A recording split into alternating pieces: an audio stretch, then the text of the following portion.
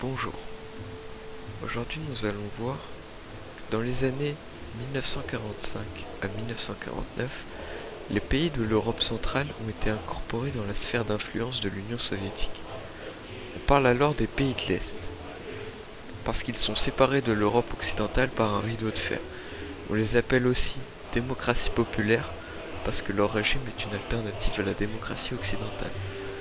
Cette situation s'est poursuivie tout au long de la guerre froide jusqu'en 1989, à la chute du mur de Berlin.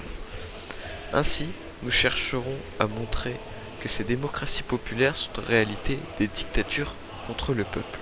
Nous parlerons tout d'abord de la naissance de ces démocraties à partir de 1945, puis nous définirons ensuite qu'est-ce que la démocratie populaire et comment elle se caractérise. Enfin, nous expliquerons pourquoi ces régimes politiques communistes sont en réalité des dictatures contre le peuple. Maintenant, nous allons voir la naissance des démocraties populaires à partir de 1945. Durant la Seconde Guerre mondiale, les troupes de l'armée rouge occupaient les territoires de l'Europe de l'Est pour combattre le nazisme.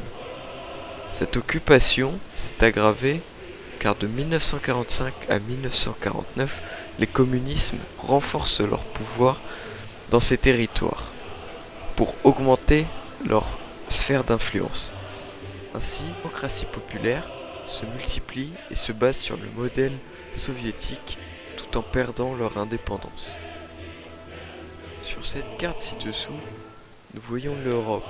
L'Europe plus particulièrement en 1947. On y voit en rouge les annexions soviétiques, comme la Lituanie, la Lettonie, et en rose les pays occupés par l'armée rouge, souvent des anciens champs de bataille de la Seconde Guerre mondiale.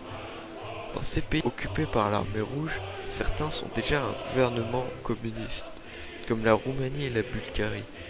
D'autres comportent des communistes au sein de leur gouvernement, comme la Pologne, la Hongrie et compagnie. On y voit aussi la délimitation du rideau de fer qui sépare l'Europe en deux. Désormais, nous cherchons à expliquer qu'est-ce qu'une démocratie populaire. Donc, une démocratie populaire, c'est un régime politique communiste qui fait son apparition après la Seconde Guerre mondiale. Le terme, il a été largement utilisé dans un but de propagande pour masquer les pratiques dictatoriales imposées par l'URSS et les inégalités de classe des régimes. Donc, cette démocratie populaire, elle s'oppose à la démocratie libérale et elle se caractérise par un pouvoir autoritaire, c'est-à-dire qu'il n'y a qu'un seul parti. Il doit représenter la nation, ce parti, et tous les dirigeants, ils doivent obligatoirement être membres de ce parti. Ainsi, cet unique parti établit la censure de la presse.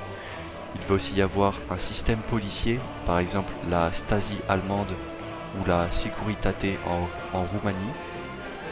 Et les jeunesses communistes sont obligatoires. Enfin, l'État espionne les citoyens pour vérifier qu'ils soient fidèles au régime. Ce sont donc des démocraties autoritaires. Il y a certains pays qui étaient déjà communistes en 1945, comme la Yougoslavie, l'Albanie, la Bulgarie et la Roumanie. Les autres pays, comme la Hongrie, la Tchécoslovaquie et la Pologne, ainsi que la future Allemagne de l'Est, ne vont pas tarder à le devenir à leur tour. On voit donc avec les élections que les communistes avaient déjà une place très importante, puisqu'en Hongrie, les communistes représentent un tiers des voix, presque la moitié en Tchécoslovaquie et les 2 tiers en Pologne.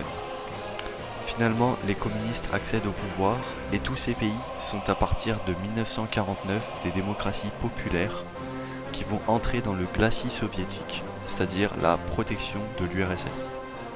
Et donc dans cette dernière partie, nous chercherons à montrer que ces démocraties populaires sont en réalité des dictatures qui s'opposent au peuple.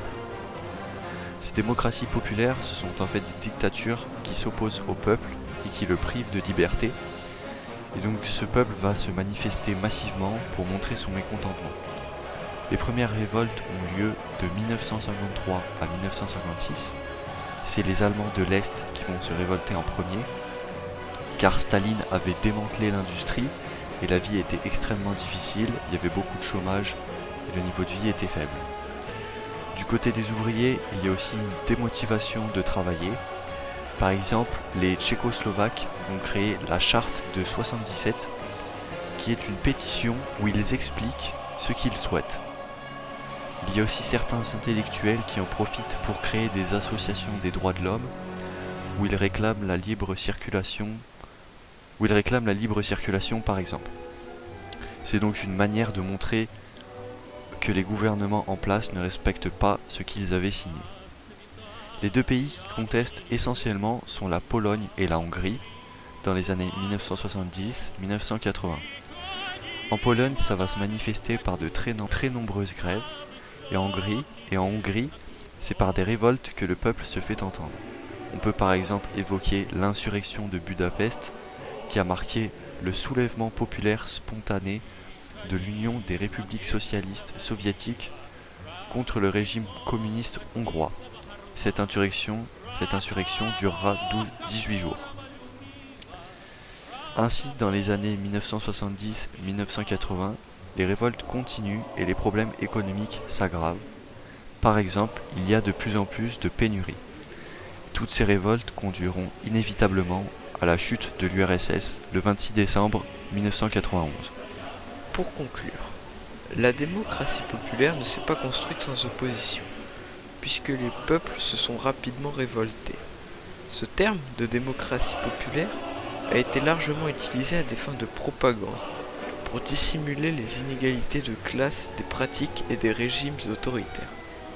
Malgré ces régimes autoritaires, le niveau de vie a augmenté, l'éducation est généralisée, une nouvelle élite a été formée, et de grandes avancées technologiques et sociales telles que la protection sociale ont été mises en place. Ces régimes autoritaires encadrent très fortement la population, avec tout de même quelques avancées sociales. Par exemple, en Hongrie, le gouvernement lui-même met en place le socialisme de marché. Il s'agit de réformer l'économie, permettre une liberté aux petites entreprises et donner une certaine autonomie aux grandes entreprises qui sont gérées par l'État. Ainsi, ce terme de démocratie populaire ne peut pas être employé en tant que dictature contre le peuple. Ce n'est non pas une démocratie, mais ce n'est pas une dictature à proprement parler. Le peuple a quand même sa place et a quand même des droits, même si le terme de démocratie est largement utilisé à des buts mensongers.